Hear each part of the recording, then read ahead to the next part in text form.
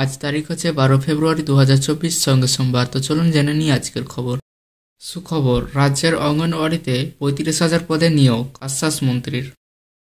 রাজ্যের অঙ্গনওয়াড়ি কেন্দ্রগুলোতে প্রায় 35,000 শূন্য পদে নিয়োগ প্রক্রিয়া শুরু হয়েছে।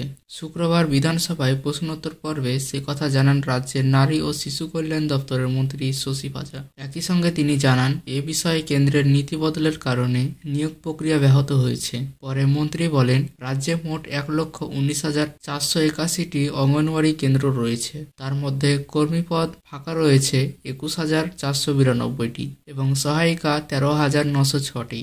একাধিক জেলায় সেই শূন্য পদ পূরণের কাজ শুরু হয়েছে। মাঝে কেন্দ্রের নিয়ম পাল্টেছিল, তাতে নিয়োগ ধাক্কা খায়। মন্ত্রী আরও জানান, আগে নিয়ম ছিল অঙ্গনওয়াড়ি কেন্দ্রে পড়াতে গেলে তাকে অবশ্যই উচ্চ মাধ্যমিক পাস করতে হবে আর সহায়িকা পদে 8 পাস। কিন্তু মাঝে নিয়ম বদলে কেন্দ্র বলে উভয় পদের জন্য উচ্চ মাধ্যমিক বা সমতুল্য পাস হতে হবে। তখনই প্রশ্ন ওঠে, যিনি রান্না করবেন তিনিও যদি দ্বাদশ শ্রেণী পাস করেন, আবার যিনি পড়াবেন তার শিক্ষাগত যোগ্যতাও একই কি করে হয়? এই নিয়মের আপত্তি জানানো হয় রাজ্যের তরফে। পাশাপাশি আগে নিয়োগের বয়সসীমা যেখানে 18 থেকে 45 ছিল, তা কমিয়ে 18 থেকে 35 করা হয়েছে, তারও প্রতিবাদ জানানো হয়। কিন্তু কেন্দ্র নিয়ম বদলায়নি, নতুন নিয়মেই নিয়োগ প্রক্রিয়া হচ্ছে। তবে নীতিতে সামান্য বদল হয়েছে। জানানো হয়েছে, সহায়িকা পদে যারা কর্মরত রয়েছেন তাদের 10 বছর চাকরির মেয়াদ হয়ে গেলে তারা কর্মী পদে কাজে যোগ দিতে পারবেন। একই সঙ্গে কেন্দ্রের বিরুদ্ধে উদাসীনতার অভিযোগও তোলেন মন্ত্রী।